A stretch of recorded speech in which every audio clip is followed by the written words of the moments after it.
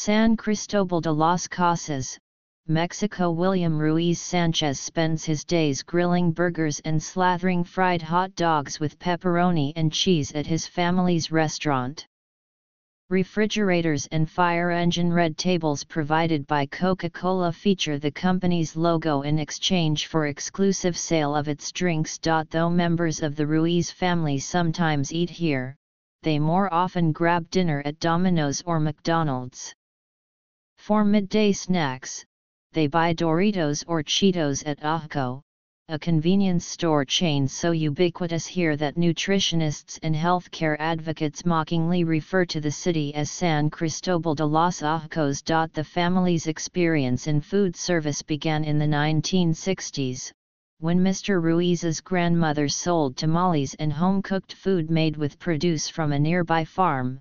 Those same ingredients sustained her boys with vegetable stews, beans, tortillas and eggs. Meat was a luxury. Since then, the Ruizes have become both consumers and participants in an extraordinary transformation of the country's food system, one that has saddled them and millions of other Mexicans with diet-related illnesses. It is a seismic shift that some nutritionists say has an underappreciated cause: free trade. Mexico began lifting tariffs and allowing more foreign investment in the 1980s, a transition to free trade given an exclamation point in 1994, when Mexico, the United States and Canada enacted the North American Free Trade Agreement. Opponents in Mexico warned that the country would lose its cultural and economic independence. But few critics predicted it would transform the Mexican diet and food ecosystem to increasingly mirror those of the United States. In 1980, 7% of Mexicans were obese, a figure that tripled to 20.3% by 2016. According to the Institute for Health Metrics and Evaluation at the University of Washington. Diabetes is now Mexico's top killer, claiming 80,000 lives a year, the World Health Organization has reported. For many Mexicans, Nafta promised to make real the fever dreams of joining the modern economy, said Timothy A. Wise, a trade expert at the Small Planet Institute and Tufts University. All former rural workers would be in new jobs in the burgeoning manufacturing industries of the post-NAFTA world. That just hasn't happened. The only way that Mexico became a first world country was in terms of diet. The phenomenon is not limited to Mexico. Research shows free trade is among the key factors that have accelerated the spread of low-nutrient, highly processed foods from the West, driving the obesity epidemic in China, India, and other developing countries worldwide, according to the Th.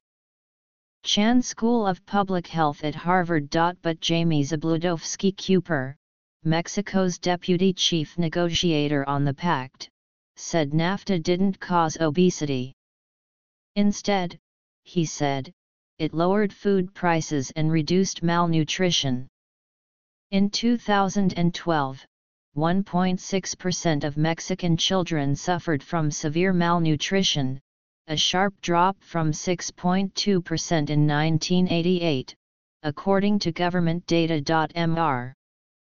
Zabludovsky said that Mexicans had long been enticed by American food, and that high tariffs used to make it expensive, not unavailable. The economy is now more stable, he said, and Mexicans are living longer, which is partly why more people are dying from non-communicable diseases like diabetes and heart disease. It's a symptom of relative prosperity, he said. The broader pros and cons of NAFTA have come under increasing scrutiny given President Trump's threats to dismantle it. Among its chief champions are American farm and food retailing interests whose fortunes have benefited tremendously from the open market. Mexican exports to the United States have surged, and a more stable economic structure has evolved in Mexico. The country's unemployment rate has stayed mostly constant, but average wages have fallen to $15,311 in 2016 from $16,008 in 1994, according to the Organization for Economic Cooperation and Development. Critics of Nafta acknowledge the complex causes of obesity, but argue free trade intensified the problem by opening Mexico's largely isolated economy. In addition to dramatically lowering cross-border tariffs, Nafta let billions of dollars in direct foreign investment into Mexico, fueled the growth of American fast food restaurants and convenience stores, and opened the floodgates to cheap corn, meat, high-fructose corn syrup and processed foods. The surge in agricultural investment from the North modernized Mexican farming practices, but it also displaced nearly 5 million people who worked on family farms. Many migrated to cities, adding to the ranks of those who rely on Western, processed food. The top 2 grocery chains and most of the top food service outlets in Mexico are American-backed or partners with companies like Walmart, Subway, and Pizza Hut. Oxxo, the convenience store chain, is owned by FEMSA, a Mexican food and beverage conglomerate that received hundreds of millions of dollars in foreign investment, helping it grow to 16,000 stores from 400 in 1990. The Ruiz family followed a characteristic narrative, migrating from family farms to cities and adopting the new American-style diet, not just as consumers but as middlemen. They buy ingredients for their restaurant, including cheese, mayonnaise, and ground beef, from Sam's Club, the members-only retail giant owned by Walmart. I like that a lot of their meat comes from American cows, said Mr. Ruiz, 28. It's softer and fattier than meat from Mexican cows. Mr. Ruiz, at 275 pounds, and his older brother, Gabriel, at 300, are notably overweight. Their parents' diets have also changed. 2 years ago their father suffered a stroke brought on by hypertension, while their mother has diabetes. Across the world, trade deals have made food more affordable and accessible.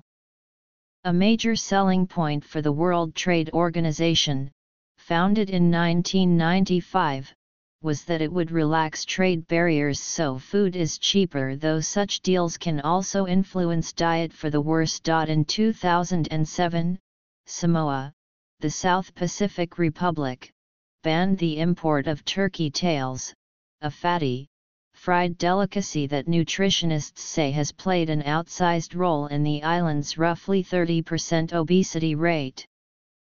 But when Samoa joined the World Trade Organization in 2012, it was forced to lift its ban on turkey tail imports. NAFTA's impact has been far more pervasive. Direct United States investment into Mexican food and beverage companies soared to $10.2 billion in 2012 from $2.3 billion before NAFTA, and the link to the trade deal is undisputed. The United States Department of Agriculture states, many of these investments were initiated following implementation of NAFTA. The stark changes carried the Ruiz family along for the ride. During a lull one recent evening at their restaurant, Dago Express, the mother of William and Gabriel, Maricela Sanchez Espino, 62, reminisced about her childhood. Her parents raised corn, zucchini, mushrooms, pigeons and rabbit, and the family ate what they grew. Her husband, Gabriel Ruiz Barbosa, 60, also grew up in rural Mexico. His father, a farmer and beekeeper, was murdered, and his mother made ends meet hawking homemade food. Mr.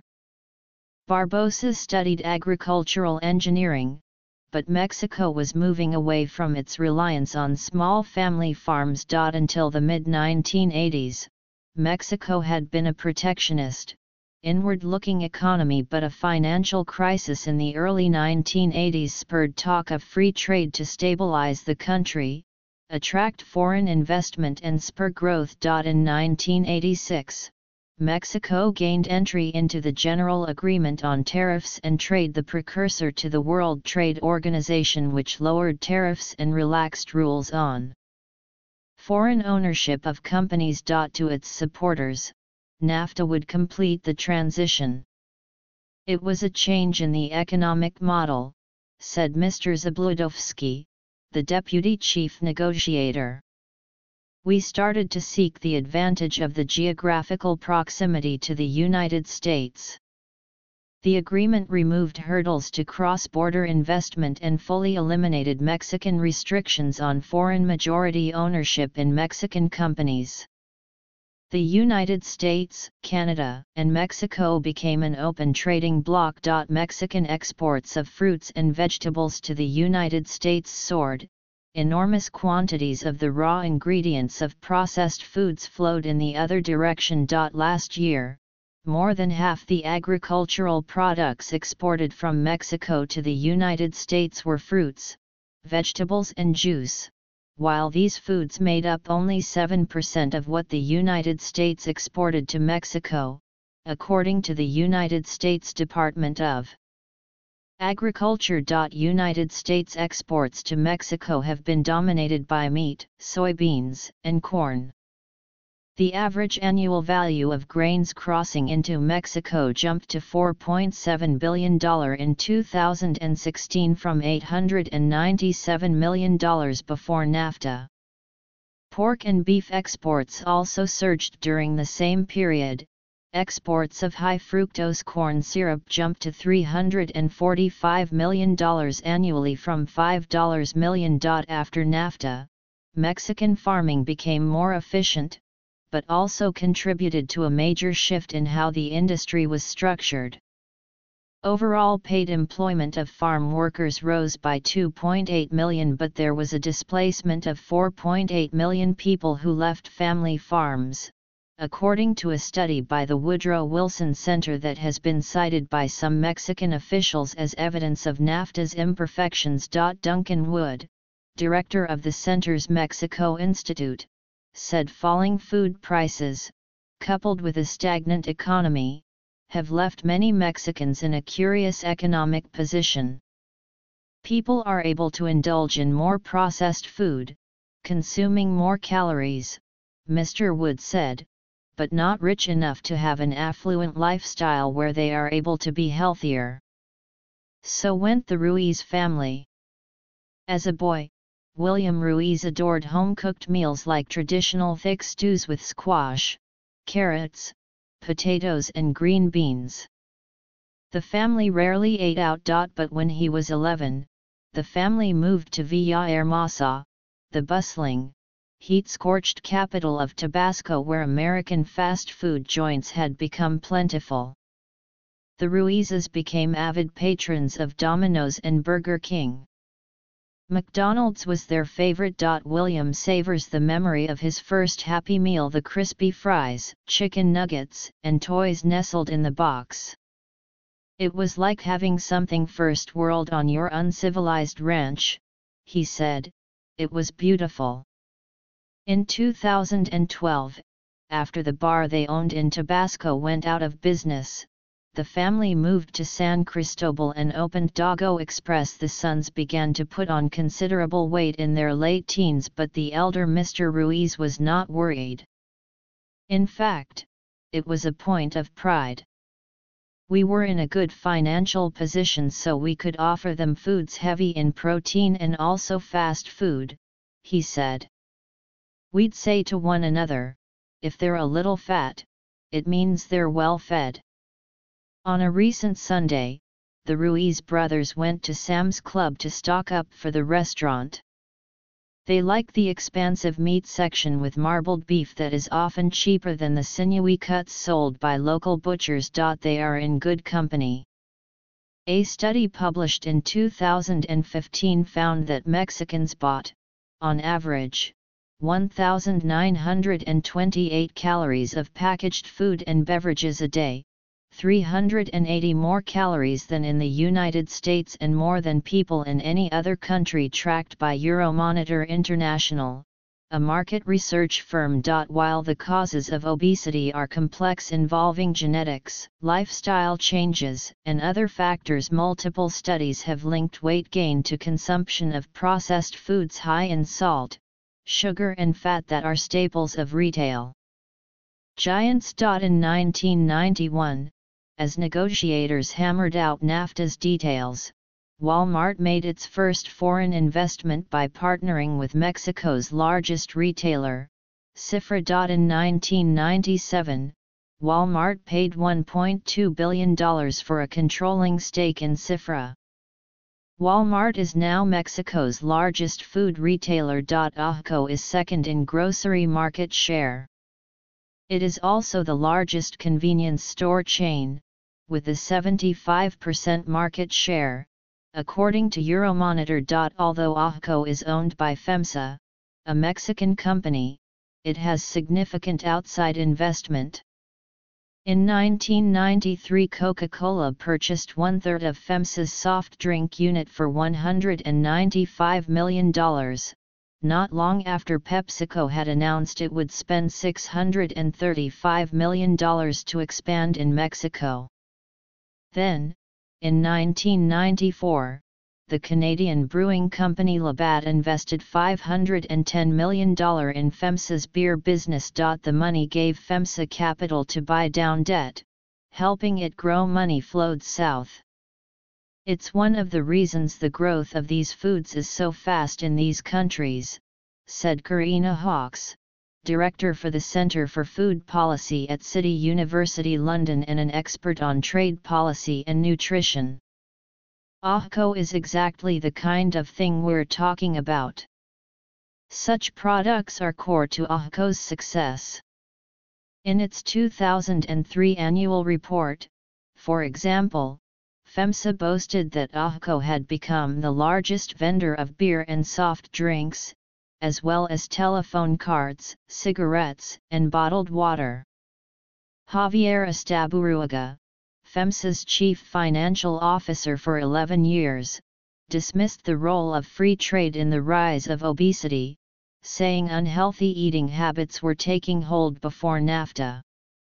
He attributed AHCO's growth to its aggressive corporate strategy, not free trade, though he conceded that outside investment gave the company a stronger financial footing to grow all its divisions, including AHCO. In a twist, the trust that manages money for the Bill and Melinda Gates Foundation, one of the largest public health philanthropies, is the biggest outside investor in Coca-Cola FEMSA, which is the largest Coke bottler outside the United States. Critics say the trust's investment, currently valued around $470 million, is at odds with the Foundation's mission statement to help all people lead healthy, productive lives. Dr. Wise, from Tufts, said the investment sounded like a classic paradox: give with one hand, take with the other.